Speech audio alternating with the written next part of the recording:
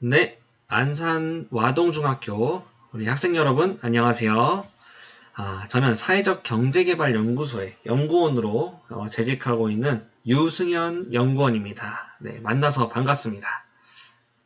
지금 학교가 아니고 집에서 수업을 듣고 계시는 우리 학생 여러분들, 아, 정말 수고 많으시다는 얘기를 좀 먼저 드리고 싶고요.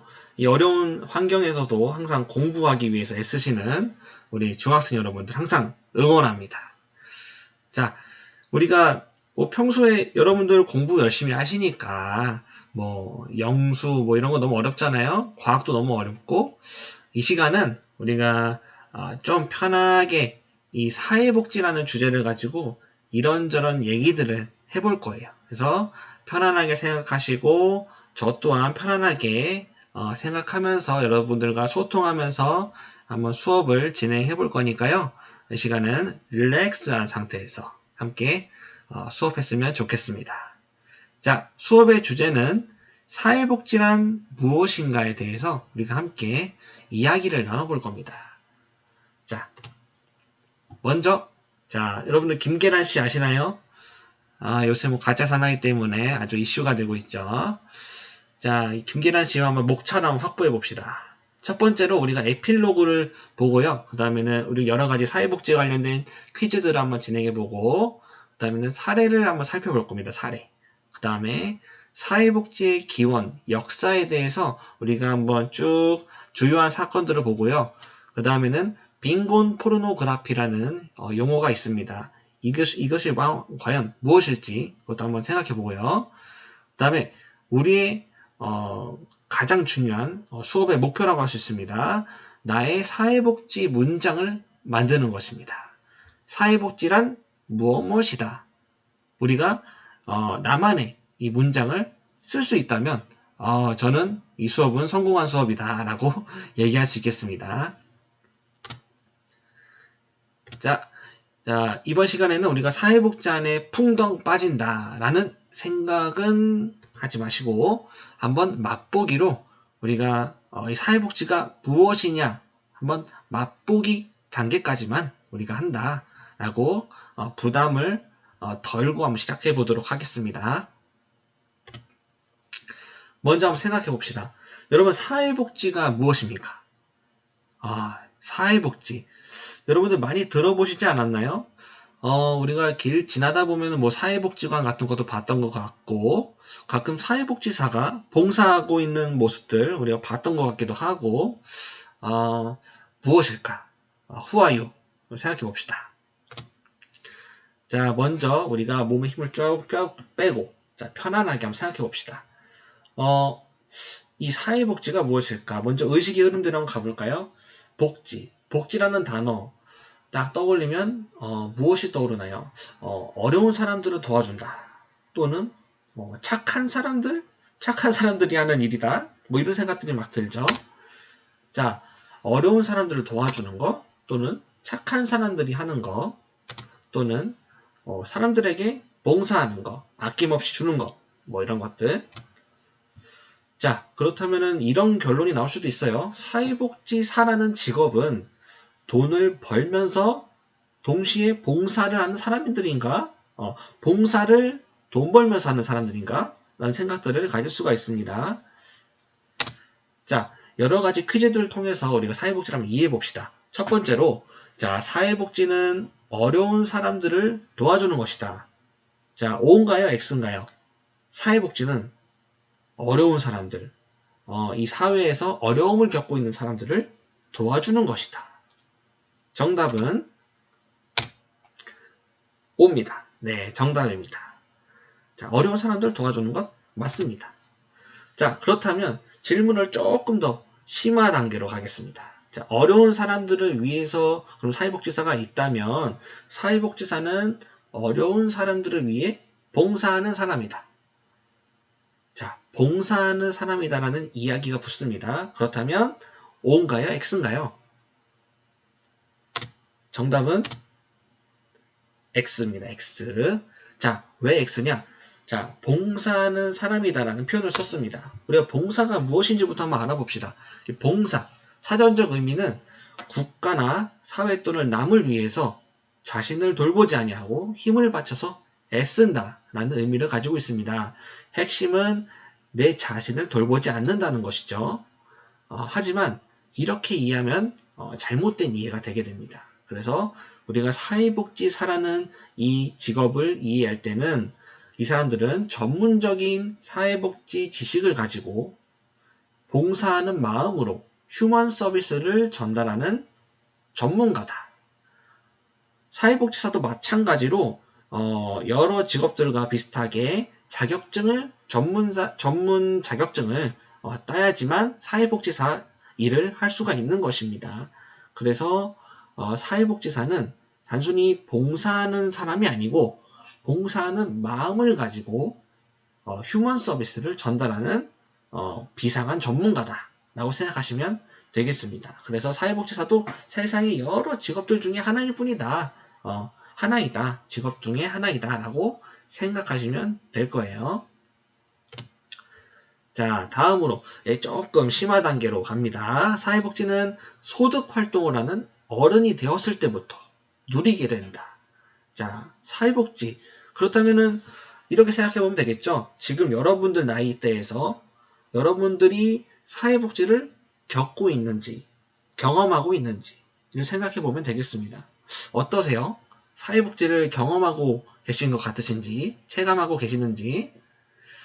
자, 정답은 X입니다. X. 자, 여러분들도 사회복지를 경험하고 있다는 말이 되겠죠.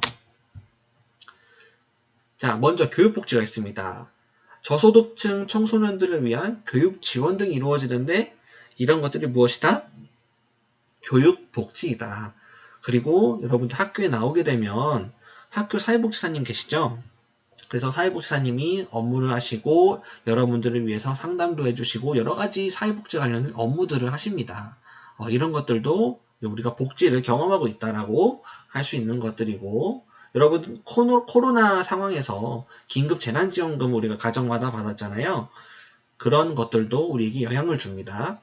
또 우리가 길거리를 지나다 보면 지역사회에 있는 우리 청소년 복지시설이라든지 상담센터라든지 우리가 많이 이용하지 않지만 이용하고 있을지도 모르지만 이런 것들이 많이 있다. 우리가 청소년이라면 자유롭게 이용할 수 있는 시설들이 있다라는 것들을 우리가 기억해 두면 좋겠습니다.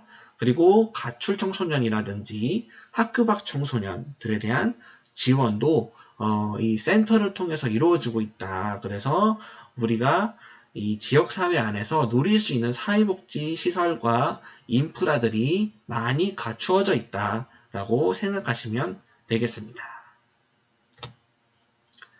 자, 다음은 어른이 돼서 우리가 소득 활동을 할 때, 우리가 회사에 취직을 할 때 의무적으로 가입해야 하는 보험제도가 총 2가지다라는 이야기입니다. 자, 맞나요? 이건 조금 어려울 수 있어요. 여러분들 입장에서는. 자, 우리나라에서 사회보험을 얘기할 때 몇 가지로 얘기하냐? 이것에 대한 질문입니다. 자, 아까 2가지라고 했죠? 정답은 X입니다. X. 자, 우리나라의 사회보험 제도는 4가지를 얘기합니다. 4대 보험이라고 얘기하죠. 그래서 대한민국의 4대 보험에 대해서 한번 보도록 하겠습니다. 자, 첫 번째로 건강보험입니다. 건강보험. 자, 건강보험. 느낌이 딱 건강에 신경을 써줄 것 같죠? 그래서 우리가 갑자기 일하다가 아플 수가 있어요. 그럴 때 이 비싼 병원비에 대해서 도와주는 겁니다. 네. 우리가 의료 서비스를 받는 데 있어서 우리가 재원으로 이 돈이 없어서 뭐 이렇게 의료 서비스를 못 받는다든지 이런 일들이 없도록 이런 것들을 이제 도와주는 것이 건강보험이다. 2번째로 고용보험. 자, 고용에 대해서 신경 써주는 겁니다. 우리 갑자기 일을 하다가 일을 못하게 될 수가 있잖아요. 실직을 할 수가 있잖아요. 이럴 때 도와준다 라고 생각하시면 되겠습니다. 자, 3번째로는 이제 국민연금이다. 국민연금. 국민연금은 우리가 만 60세부터 받을 수가 있는데요. 주소득자, 그러니까 우리 가정 안에서 생각해 본다면 우리 부모님들이 되겠죠. 부모님들이 만약에 뭐 아프시거나 또는 갑자기 돌아가시거나 뭐 이럴 수 있어요. 또 사고가 있을 수도 있고, 그래서 더 이상 항상 소득을 이제 가져오셨던 분이 더 이상 소득자의 역할을 못하게 됐을 때, 이럴 때 도와주는 또 사회보험이 국민연금이 있다라고 생각하시면 되겠습니다. 자, 마지막으로 네 번째는 산재보험, 산재보험. 우리가 산업재해를 줄여서 산재라고 얘기를 하죠. 그래서 산업재해란 무엇인가요? 우리가 일을 하다가 다칠 수 있다는 것입니다. 다칠 수 있다는 거예요. 그러면은 이런 것들을 또 도와준다. 그래서 산재보험까지 있다. 그래서 제가 이 사회복지를 공부할 때 이 네 가지가 너무 안 이어지는 거예요. 이게 상당히 중요한 사대보험인데도 불구하고, 그래서 저는 외울 때 이렇게 외웠습니다. 자, 화산재는 국민 건강에 안 좋다고요. 어이없죠? 하지만 저는 공부할 때 이렇게 했기 때문에 여러분들한테도 한번 소개를 한번 해드립니다. 자, 화산재는 국민 건강에 안 좋다고요. 자, 네 가지 다 들어있죠? 화산재, 산재보험, 국민연금, 건강보험, 안 좋다 고용보험 다 들어있습니다. 이거 기억해 두시면 여러분들 나중에 큰 도움이 되실 거예요. 네, 기억해 두세요. 자, 나는 어떤가요? 우리 반에서 좀 잘생기고 예쁜 쪽에 속하시는지, 네, 궁금합니다. 보통 이런 질문하면은 다 아니라고들 하죠. 너무도 우리 겸손하기 때문에 우리들은. 자, 딴 건 모르겠고 옆에 있는 친구보단 내가 낫다. 이런 질문은 훨씬 좀 편해요. 이런 질문은 우리가 쉽게 내가 너보다는 낫지. 아무리 내가 뭐 그렇다고 해도 이런 얘기들 많이 하죠. 네. 잠깐 농담 삼아 지나가는 말이었고요. 자, 다음으로 다시 돌아가서, 자, 이번에 생각해 봅시다. 삼성회장이면은 어마어마한 부자겠죠. 돈이 진짜 많을 거예요. 자, 내 친구가 삼성회장 아들이에요. 근데 얘네 집이 우리 집보다 보험료를 많이 낼까요? 적게 낼까요? 이것에 대한 질문입니다. 자, 어떤가요? 자, 이 보험료라는 것은 우리가 아까 앞서 얘기했던 4대 보험을 생각해 보면 되겠죠? 이 사회보험료를 더 많이 낼까요? 적게 낼까요? 한번 생각해 봅시다. 왠지 우리랑 비슷하게 내면은, 똑같이 내면은 뭔가 억울한 느낌도 드는 것 같아요. 자, 그러나, 자, 정답이다. 그래서 우리는 월 소득의 7%에서 10%를 보험료로 내는데요. 예를 들어서 우리가 월에 뭐 200만 원을 번다고 칩시다. 그러면은 계산해 보면 어떻게 되나요? 14만 원에서 20만 원이죠. 그 정도를 우리가 월 소득에서 보험료를 낸다는 거예요. 네. 되게 많은 비율을 차지하는 것 같다는 느낌이 들기도 하죠. 네. 계산하는데 좀 어려웠어요. 제가 이래봬도 문과 계열이기 때문에 숫자에 약합니다. 숫자에. 수학에 약합니다. 네, 이해해주세요. 우리 수포자님들 계시면 제가 큰 공감대를 가지고 있습니다. 네. 자, 또 다르게 생각해 봅시다. 삼성 회장 아들, 내 친구 삼성 회장 아들인데, 이 친구는 우리 먹는 급식 있잖아요. 학교에서 먹는 급식. 돈을 내고 먹을까요? 아니면 돈을 안 내고 먹을까요? 자, 어떤가요? 자, 이것에 대한 정답은 X입니다. X. 자, 무상급식이다. 무상급식. 너도 무상급식, 나도 무상급식, 모두가 무상급식이다. 대부분의 우리나라의 초등학교, 중학교는 무상급식을 이제 실시하고 있어요. 그래서 무상급식은 모두에게 평등하게 똑같이 이제 적용이 된다. 삼성 회장이든 그냥 보통 우리 같은 사람들이든 다 똑같다 라고 생각하시면 되겠습니다.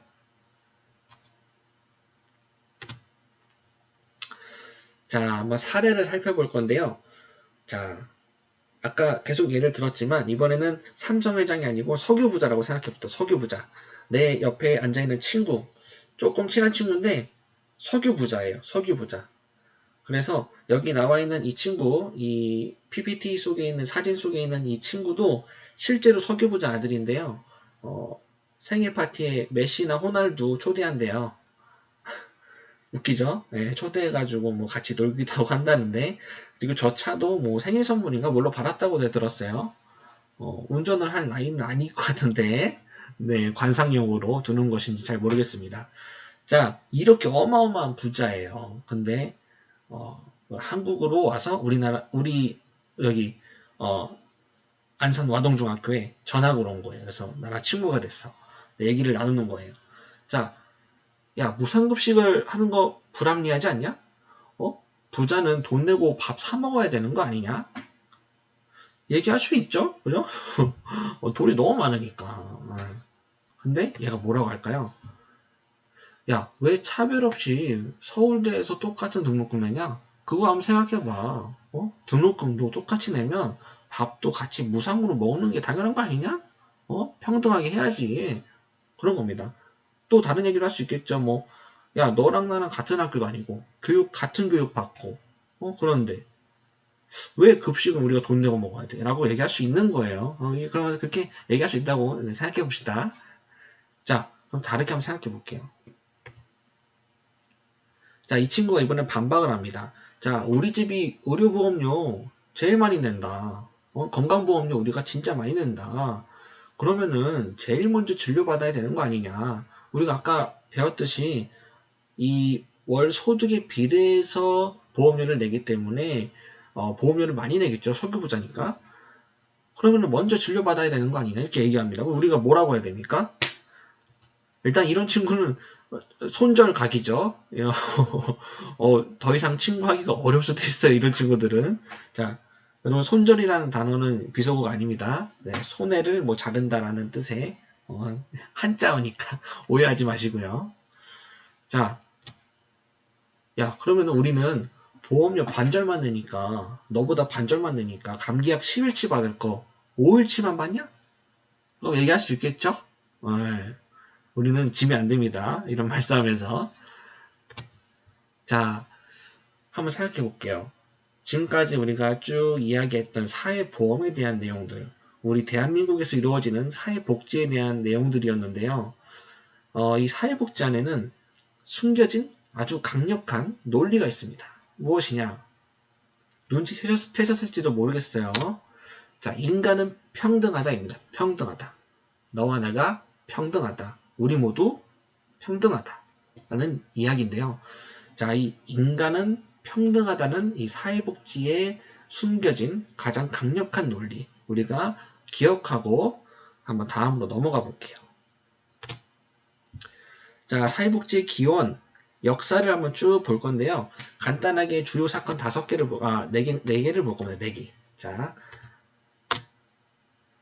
뭔가 어려운 단어지만 우리 함께 천천히 보도록 할게요. 고빈법 1601년부터 시작해서 1942년 베버리지 보고서까지 자, 보겠습니다. 자, 제일 먼저 구민법입니다. 구민법. 먼저 이 구민법은 1601년이고요. 영국에서 시작됐습니다. 사람은 여기 사진에도 나왔듯이 엘리자베스 1세인데요. 자, 이 구민법, 이 말 뜻만 보면은 구할 구자에 가난할 빈자를 써서 가난한 사람을 구하자라는 뜻을 가지고 있습니다. 상당히 1차원적이고 이해하기 쉽죠. 네, 가난한 사람을 구하자라는 뜻입니다. 근데 이런 것들이 어디에서 논의가 됐느냐? 국가에서 이야기가 됐다. 국가에서 가난한 사람을 구하자라는 생각을 가지고 이제 생각하게 됐다라고 생각하시면 될 것 같아요. 좀 자세히 볼게요. 자, 그래서 이 당시에 엘리자베스 1세의 생각은 가난은 개인의 탓이다라는 생각을 했습니다. 가난은 개인의 탓이고 일을 하지 않는 사람은 죄인이다.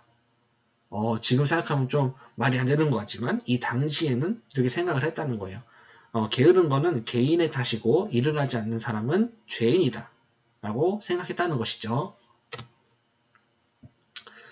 자, 그래서 그 당시에 좀 출처가 불분명한 땅들은 부자들이 빼앗기 시작했어요. 그래서 본래의 땅이 있었던 사람들은 쫓겨나게 되고 억울하게 되고 이 사람들은 이제 불황민이 돼서 떠돌게 됩니다. 그래서 나라에서는 이 많은 불황민들을 어떻게 할까 해서 부류를 나누게 되는데요. 노동이 가능한 사람으로 또 분류를 나누고 또 노동이 불가능한 사람으로 나누고 또 게으른 사람으로 나누고 이게 나눕니다. 그래서 노동이 가능한 사람과 게으른 사람들은 강제로 일을 시키기 시작합니다. 네, 강제로 일을 시켜요. 그리고 노동이 불가능한 사람도 있어요. 뭐 우리가 생각해 봅시다. 노동이 불가능한 사람이 누가 있을까요? 뭐 어린아이가 될 수 있죠. 어린아이.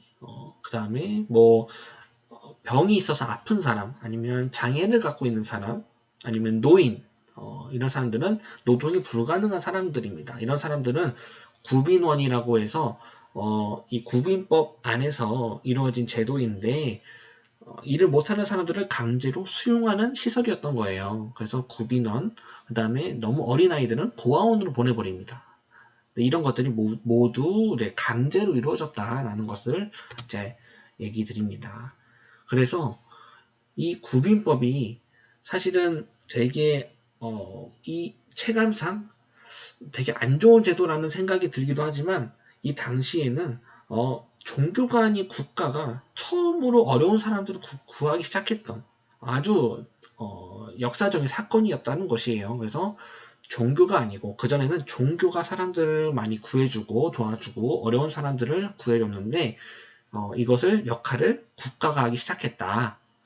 그리고 이 구빈법이 물론 이런 의의가 있지만 부작용으로서 우리가 느꼈듯이 평등을 인정하지 않고 무엇이든 강제로 이루어지고 사회의 책임을 인정하지 않고 이런 부작용들, 단점들 있었다. 기억해 두시면 되겠습니다. 자, 그 다음으로 넘어가서 1883년에 세계 최초의 사회보험 등장하게 됩니다. 독일에서 시작됐고요. 사람은 비스마르크 기억해 두시면 되겠습니다. 비스마르크 독일 1883년.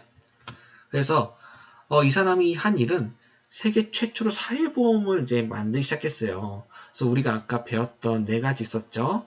그 4가지 우리나라에서 이루어지는 4대 보험 중에서도 건강보험, 산재보험, 국민연금을 1883년, 4년, 9년에 이제 최초로 이제 만들게 됩니다. 그래서 최초라는 것에 상당한 의미가 있다라고 생각하시면 되겠습니다.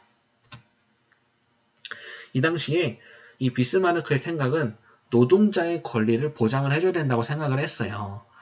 이 당시에 좀 나라가 어려운 상황에서 이 노동자들이 권리를 보장해주지 않는다면 혁명을 일으켜서 국가에 어떤 위협을 가할 수가 있다는 생각을 이 비스마르크는 그 당시에 했습니다. 그래서 어떻게 보면은 노동자의 권리를 보장해 주자라는 생각은 이 노동자들에 대한 두려움, 이들이 혁명을 일으키지 않을까, 이 국가에 큰 위기가 닥치지 않을까, 이들로 인해서 뭐 이런 두려움에서 시작했다고 생각해도 되겠습니다. 자, 그 다음에 이 비스마르크의 세계 최초의 사회보험 이후에 1919년으로 오면요, 바이마르 공화국 복지 정책이 등장하게 됩니다. 자, 나라는 바이마르 공화국이고요. 여러분, 이 바이마르 공화국이라는 나라를 들어보신 적이 있나요? 없으시죠? 그죠? 이 바이마르 공화국은요, 바로 독일을 얘기하는 거예요. 독일의 비공식적인 지명이었는데요. 1919년부터 33년까지 잠깐 독일이 바이마르 공화국이라고 불릴 때가 있었어요. 그래서 1차 세계대전 이후에 독일이 패전한 다음에 이제 혁명이 일어나고 그 다음에 이제 공화국을 만들게 되는데요.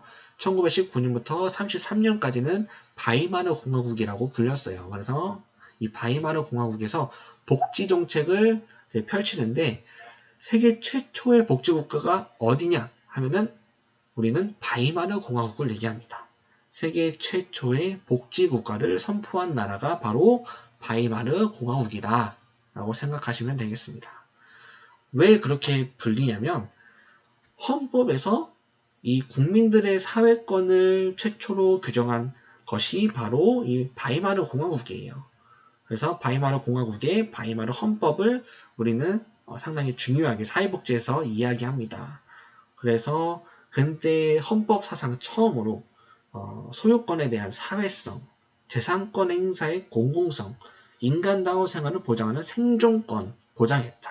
그래서 이 국민들의 권리를 보장해 주는 것이 최초로 헌법에 적히기 시작했다는 거예요. 헌법에. 그래서 이런 것들 기억해 두시면 좋겠습니다.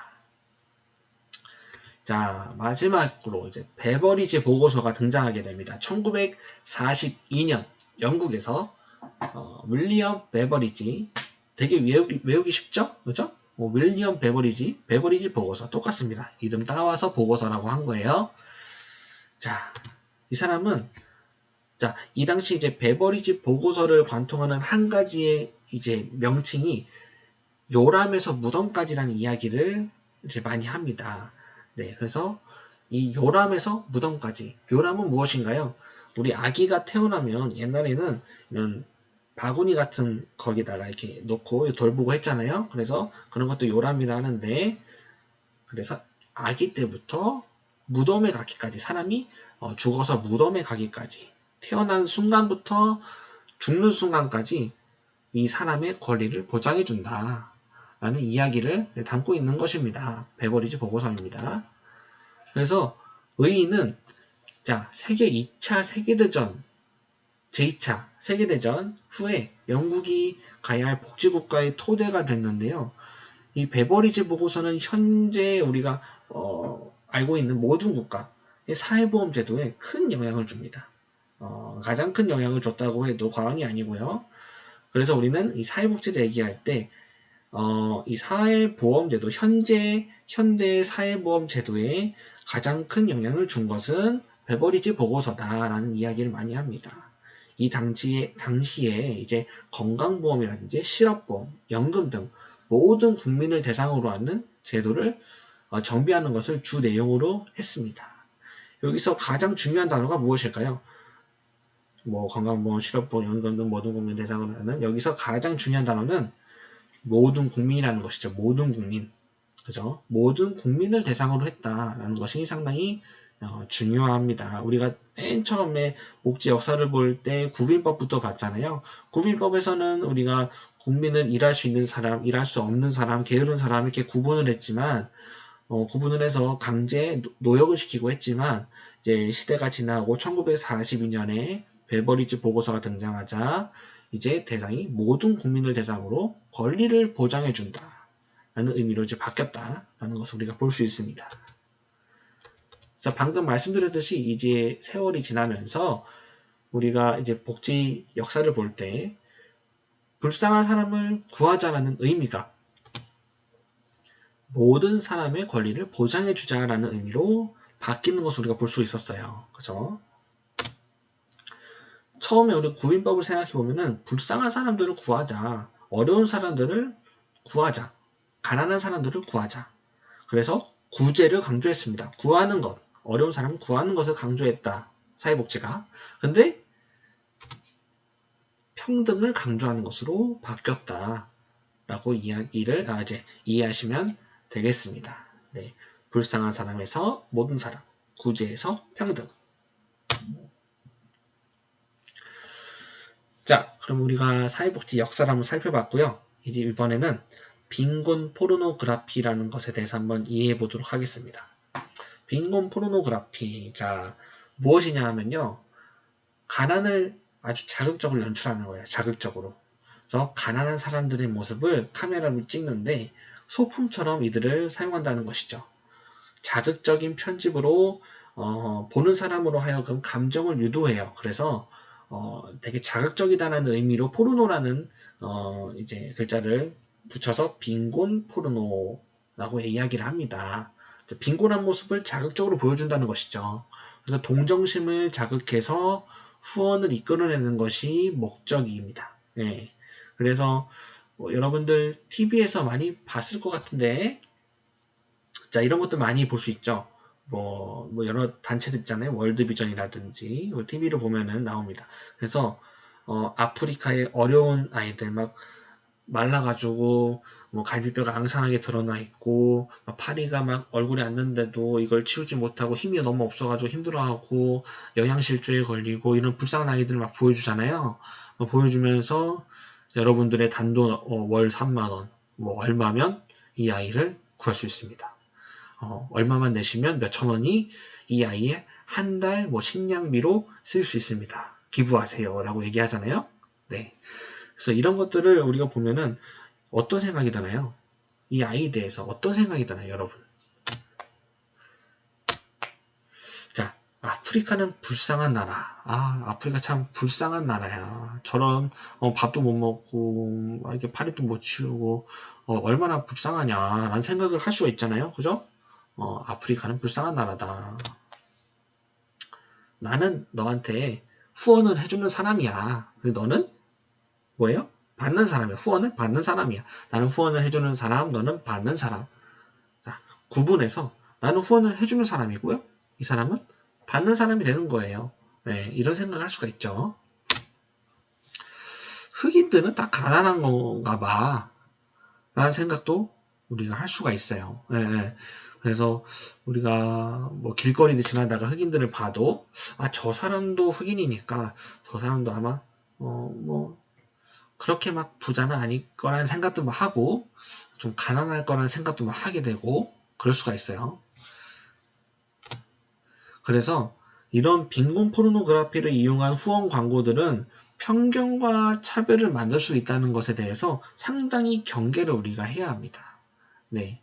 그래서 우리가 이 사회복지 범위 안에서 봤을 때 이런 편견과 차별은 있어서는 안 되잖아요. 우리는 평등을 강조하고 인간은 평등하고 또 현대에 와서는 이제 구제를 강조하고 뭐 그런 것들이 아니고 이제는 어려운 사람들이라고 칭하는 것이 아니고 권리를 받아야 하는데 못 받은 사람이라고 우리가 얘기를 하고 그렇게 얘기를 하는데 우리가 이런 방송들을 통해서 빈곤 포르노그래피를 보게 되면 편견과 차별을 만들게 됩니다. 아프리카는 불쌍한 나라다라는 프레임을 씌우고 우리는 주는 사람이고 이 사람 받는 사람이니까 우리는 조금 더 우위에 있는 사람이다 라는 생각을 할 수 있게 만들 수도 있고요. 우리가 그렇게 생각하지 않는다고 하지만 은연중에 이런 것들이 우리 몸속에 자연스럽게 배어들 수 있다는 것이에요. 이런 것들을 우리가 경계해야 된다는 것이죠. 자, 그래서 누군가의 빈곤이나 어려움을 이용한 기금모금 활동은 바로 인권 침해에 해당할 수가 있습니다. 막 불쌍한 모습들을 보여주고 이들을 위해서 기부를 해달라고 하는 것은 이 사람들의 인권을 우리가 침해하는 것이죠. 이 사람의 인간된 권리를 우리가 만약에 보장해 줬다면 이렇게 찍어서는 안 되는 것이죠. 그죠? 어려운 모습들, 불쌍한 모습들을 찍어서는 안 되는 것이에요. 네. 우리가 빈곤 포르노그래피를 이해하기 위해서 이번에는 같이 동영상을 하나 보도록 하겠습니다. 이 영상은 이제 노르웨이에서 만든 영상인데요. 노르웨이 한 단체에서 이 빈곤 포르노그래피에 대해서 비판하기 위해서 만든 영상입니다. 잠시 함께 보도록 하겠습니다.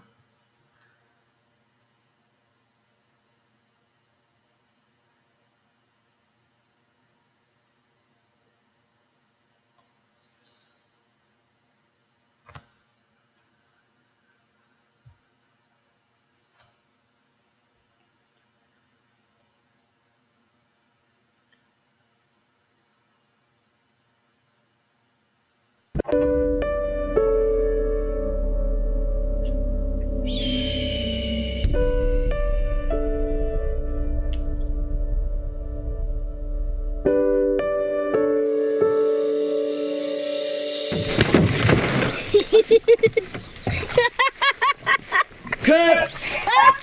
What are you doing? I thought you could carry bucket on.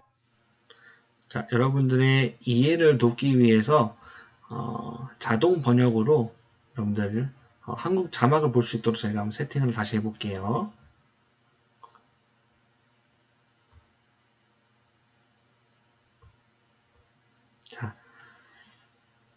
정식 한국 자막이 없기 때문에 자동 번역이고 조금은 어색할 수 있는 한국말이 나올 거예요. 하지만 이해하시는 데는 지장이 없을 거다라는 얘기를 먼저 드립니다.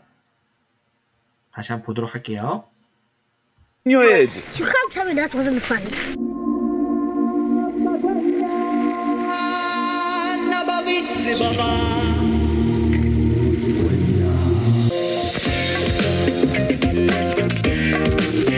자, 주인공 마이클이 등장합니다.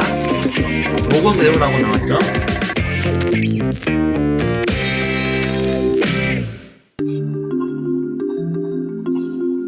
Each time these filmmakers from overseas come down to Africa, I'm the first person they call. I've got mad skills. Wait for it. Wait for it. And that is South Africa. It's my first time in Africa, and as a young mother, I'm really looking forward to meeting the children. Your father, where is he? My father left when I was 2 years old. He went to look for a job, and he never returned ever since.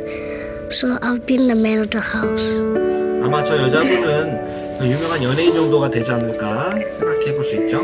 Is this your first charity appeal? 기부 요청이 처음인가요? Michelle, you must stick to the script. So, Michael, where is your father now? My father left when I was 2 years old.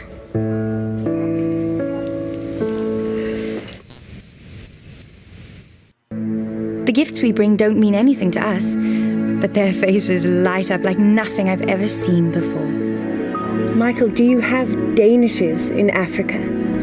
No, I've got a surprise for you. thank you. You're welcome. Tastes like shit. Celebrities always give me these crappy presents. They have so little, yet they smile.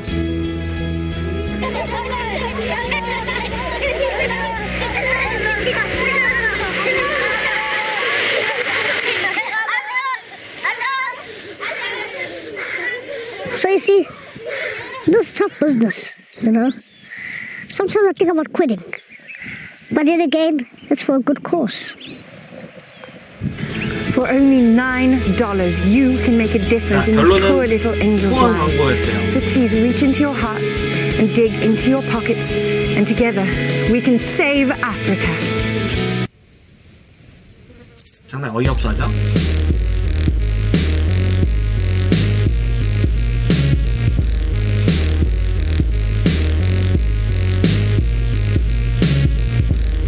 당신의 진부한 표현을 기부하라고 이야기합니다.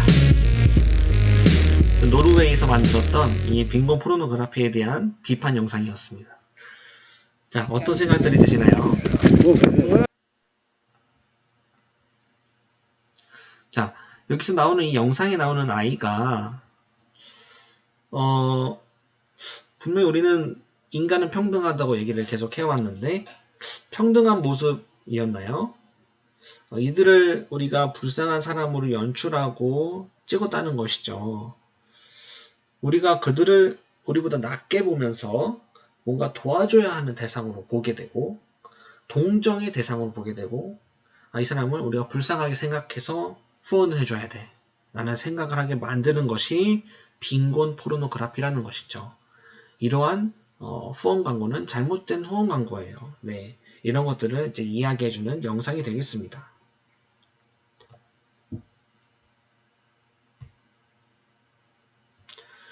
자, 그럼 어떻게 해야 하냐? 관점을 바꿔야 한다. 우리가 사회복지를 이해를 하는 사람들이라면, 그리고 우리가 1601년도의 사람이 아니고 현재 2020년도에 대한민국에서 살고 있는 사람이라면 이 사회복지에 대한 이해는 이러한 좀 불쌍한 사람을 구하자라는 생각에서 탈피를 해야 한다. 그래서 행복하게 살 수 있는 최소한의 것을 주자라는 생각. 이 생각은 어디서부터 나왔나요? 인간은 행복할 권리가 있다 라는 생각에서 비롯된 것이겠죠. 그래서 우리는 아프리카 아이들을 생각했을 때 아이들을 웃게 해주기 위해서 이 웃음을 위해 후원을 해주자 라고 우리가 생각을 바꿔야겠습니다. 네. 그래서 우리가 앞서 그 사회복지의 역사를 쭉 봤듯이 이 불쌍한 사람을 구하자에서 모든 사람의 권리를 보장해주자라는 의미로 바뀌었고 이 구제라는 단어에서 평등이라는 단어로 바뀌었죠. 이런 것들을 우리가 잘 이해하고 이 사회복지에 대해서 어떻게 보면은 어른들도 오해를 하고 있는 거예요. 그죠? 이 빈곤 포르노그래피 영상들이 상당히 많이 있어요. 여러분들도 TV 틀면 가끔씩 많이 볼 수 있다고 제가 말씀드렸잖아요. 볼 수 있잖아요. 네. 그래서 아직도 이런 것들이 이루어지고 있고 이런 것들은 사회복지에 대한 완벽한 올바른 이해가 부족해서 이제 일어나는 일이다라고 생각하시면 될 것 같아요. 네. 그래서 여러분들 어른들도 이렇게 실수를 하는데 그죠? 우리 중학생 여러분들이 이런 것들을 잘 이해하고 있다면 얼마나 이 어른들 입장에서는 이 빈곤 포르노그래피를 찍는 어른들 입장에서는 되게 좀 부끄러운 일이 될 수 있겠죠. 우리들이 이런 것들을 잘 이해하고 만약에 여러분들이 어른이 돼서 이런 것들을 좀 영향력을 펼칠 수 있는 사람이 된다면 이런 것들을 잘 이해시켜주는 사람들이 됐으면 좋겠어요. 네. 그런 기반이 우리 안산 와동중학교 학생 여러분들이 됐으면 또 좋겠습니다. 자, 그래서 사회복지를 정의할 때 여러 가지 들어가야 할 필수적인 요소 단어들이 있습니다. 그래서 사회복지란 모든 사람의 최소한의 행복한 삶을 보장해주기 위한 평등한 권리이다. 그래서 사회복지란 모든 사람의 최소한의 행복한 삶을 보장해주기 위한 평등한 권리이다. 라고 정의를 내릴 수가 있을 것 같습니다. 자, 이 정의는 책에 나와 있는 정의고 또 제가 적은 정의니까요. 이번에는 여러분들이 한번 해봅시다. 자, 먼저 생각해야 될 것은 이 모든 사람은 왜 우리가 모든 사람이라고 이야기하냐? 우리 모두는 언제나 복지 대상이 될 수 있다는 생각을 해야 한다는 것이죠. 자, 여러분들 지금 건강하지만 어떻게 보면 우리가 나중에 아플 수도 있고 또 불의의 사고로 장애를 갖게 될 수도 있고 이런 여러 가지 인생에 알지 못하는 여러 가지 사건 사고들이 있을 수 있죠. 이런 사건 사고들이 이제 일어나게 되면 우리도 그렇게 복지가 필요하고 복지가 필수적인 요소가 되는 그런 대상이 될 수 있다는 생각을 항상 해야 합니다. 네, 그래서 우리는 이 장애를 갖고 있는 사람이라든지 아니면 나랑 조금 다른 사람 아니면 조금 집안 환경이 좀 어려운 사람 이런 사람들이 우리랑 다른 사람이다라고 생각해서는 안 된다는 것이죠.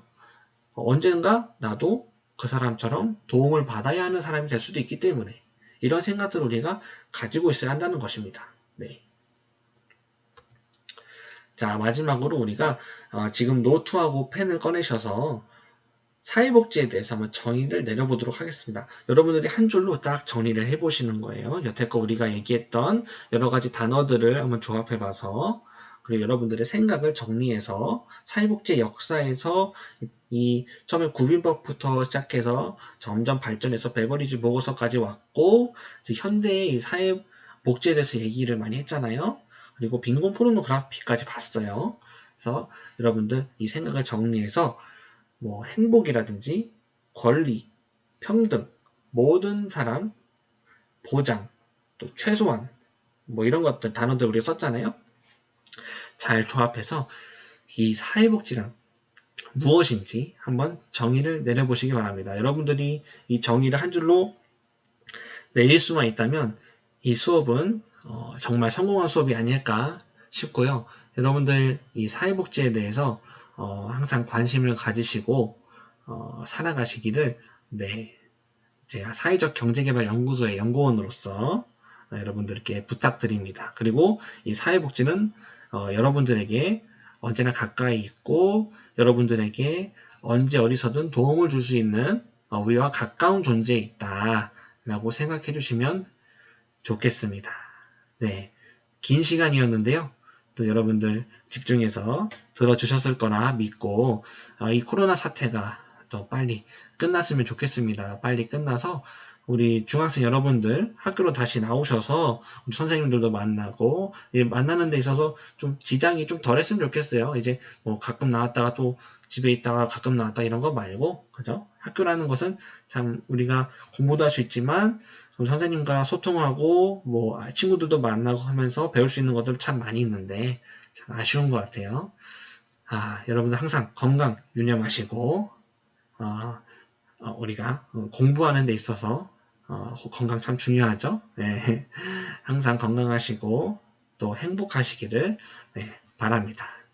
네, 함께 공부해 주셔서 감사합니다.